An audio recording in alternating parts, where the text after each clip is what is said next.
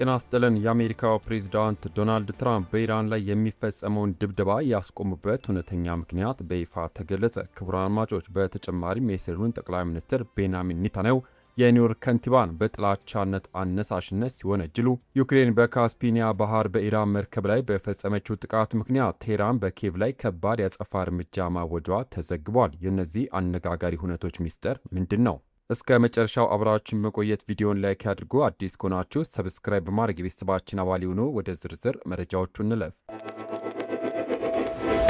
በቅድሚያም የአሜሪካው አምባሳደር መግለጫና የትራምፕ ጥቃት የማቆም ምክንያት። ወደ መጀመሪያው ሰበር መረጃ ስናልፍ እጅግ አነጋጋሪ ነው። ፕሬዚዳንት ዶናልድ ትራምፕ ኢራን ላይ የሚፈጸመውን ድብደባ እንዲያቆሙ ያደረጉት ለዲፕሎማሲ ተጨማሪ ጊዜ ለመስጠት መሆኑን በመንግስታቱ ድርጅት የአሜሪካ አምባሳደር ማይክ ዋልትዝ አስታውቋል። አምባሳደር ማይክ ዋልትዝ እሁድ ዕለት ለፎክስ ኒውስ በሰጡት ቃለ ምልልስ ፕሬዚዳንቱ ለንግግር የተወሰነ ቦታ ለመስጠት ጥቃቱ እንዲቆም ማድረጋቸውን ተናግረዋል። ይህ በእንዲህ እንዳለ የኢራን ጦር ቃል አቀባይ እሁድ ዕለት ቴህራን በቀጠናው ላይ የምትፈጽመውን የአጸፋ ጥቃቶች ማቆሟን ተናግረዋል። በዩናይትድ ስቴትስና በኢራን መካከል በሰኔ ወር የተደረሰው የተኩስ አቁም ከፈረሰም በኋላ የአሜሪካ ጦር ለሁለት ተከታታይ ሳምንታት በየዕለቱ ኢራን ላይ ድብደባ ሲፈጽም የቆየም ሲሆን ቴህራን በምላሹ በጎረቤት አገራት የሚገኙ የአሜሪካ ጦር ሰፈሮች ላይ ሚሳኤሎችን ስታስወነጨፍ ቆይታለች። አምባሳደሩ ትራምፕ ጥቃቱን እንዲያቆሙ ያደረጉት ለአጭር ጊዜ ስለመሆኑ ከኤንቢሲ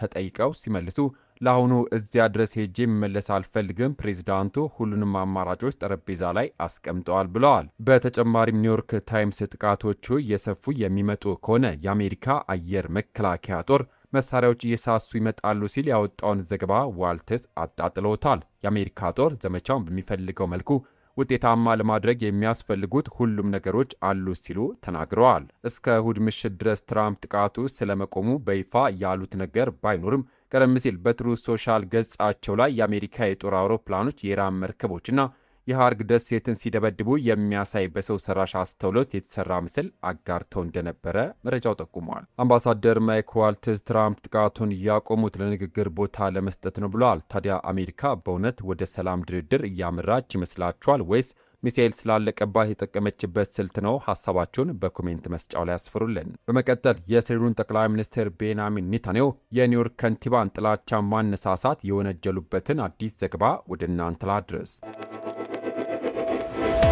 ኔታንያሁ የኒውዮርክ ከንቲባን ጥላቻ በማነሳሳት ወነጀሉ። የእስራኤሉን ጠቅላይ ሚኒስትር ቤንያሚን ኔታንያሁ የኒውዮርክ ከንቲባ በቁጥጥር ስር ሊያውሏቸው ቢዝቱም በመንግስታቱ ድርጅት ጉባኤ ላይ ለመታደም ማቀዳቸውን ተናግረዋል። የኒውዮርክ ከንቲባ የሆኑት ዞራን ማምዳኒ ባለፈው ሳምንት ዓለም አቀፉ የወንጀለኞች ፍርድ ቤት አይሲሲ ያወጣውን የእስር ማዘዣ ለማስፈጸም ተናግረው የነበረ ቢሆንም በኋላ ላይ የሕግ ድጋፍ እንደሌላቸው በመግለጽ አስተያየታቸውን ሰጥቷል። የእስራኤሉን ጠቅላይ ሚኒስትር ለፎክስ ኒውስ እሁድ ዕለት በሰጡት አስተያየት ማምዳኒ ቀደም ሲል በሰጡት አስተያየት ስጋት እንደማይገባቸው ተናግረው ከንቲባው ጥላቻን ያነሳሳሉ ሲሉ ወንጅለዋቸዋል። ኔታንያሁ ሲናገሩ እርሱ የሁሉም የኒውዮርክ ነዋሪዎች አይሁዶች፣ ክርስቲያኖች፣ ሙስሊሞች ከንቲባ መሆን አለበት፣ ነገር ግን አንዱን ቡድን በሌላኛው ላይ ለማነሳሳት እየሞከረ ነው ብለዋል። ኔታንያሁ ሐሙስ ዕለት በኒውዮርክ የተፈጸመውን ሁለት የስለት ጥቃትም ጠቅሷል። በስለት ጥቃቱ ምክንያት በጥላቻ ወንጀል ክስ ተመስርቶባቸዋል። ሁለቱም ሰዎች ከጥቃቱ የተረፉም ሲሆን ኔታንያሁ በሰጡት ቃለ ምልልስ በኒውዮርክ የሚኖሩ አይሁዶች ፈርተዋል ሲሉ ገልጸዋል። ኔታንያሁ የኒውዮርክ ከንቲባን ጥላቻ በማነሳሳት ሲወነጅሉ፣ ከንቲባው ደግሞ የእስር ማዘዣውን ለማስፈጸም ይፈልጋሉ። ታዲያ በምዕራባውያን ከተሞች እየጨመረ የመጣው ይህ ውጥረት ከንቲባውን ያስቆማል ብላችሁ ታስባላችሁ? ሀሳባችሁን አስፍሩልን። በመቀጠል ዩክሬን በካስፒያን ባህር በፈጸመችው ያልተጠበቀ ጥቃት የኢራን ቁጣ ቀስቅሳለች። ዝርዝር መረጃውን እንመልከት። የኢራን ሕግ አውጪዎች በዩክሬን ላይ የደቀኑት የአጸፋ ዛቻ። ዩክሬን በካስፒኒያ ባህር ላይ እየቀዘፈች በነበረች የኢራን የንግድ መርከብ ላይ የድሮን ጥቃት ከፈጸመች በኋላ ከፍተኛ የኢራን ሕግ አውጪ ከባድ ያጸፋ ምላሽ እንደሚሰጡ አስጠነቀቁ።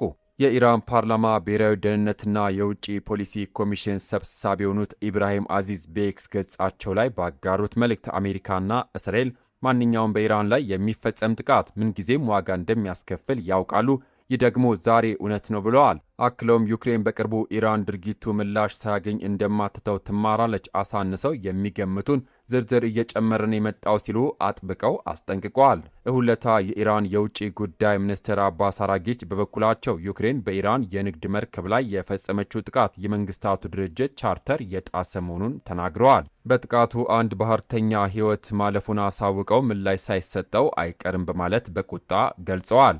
በሌላ በኩል የዩክሬኑ ፕሬዝዳንት ቮሎዲሚር ዜሌንስኪ በኤክስ ገጻቸው ላይ አገራቸው በካስፒኒያ ባህር ላይ ረዥም ርቀት ሚሳኤሎችን በማስወንጨፍ ጠንካራ ውጤቶችን ማግኘቷን አስታውቋል።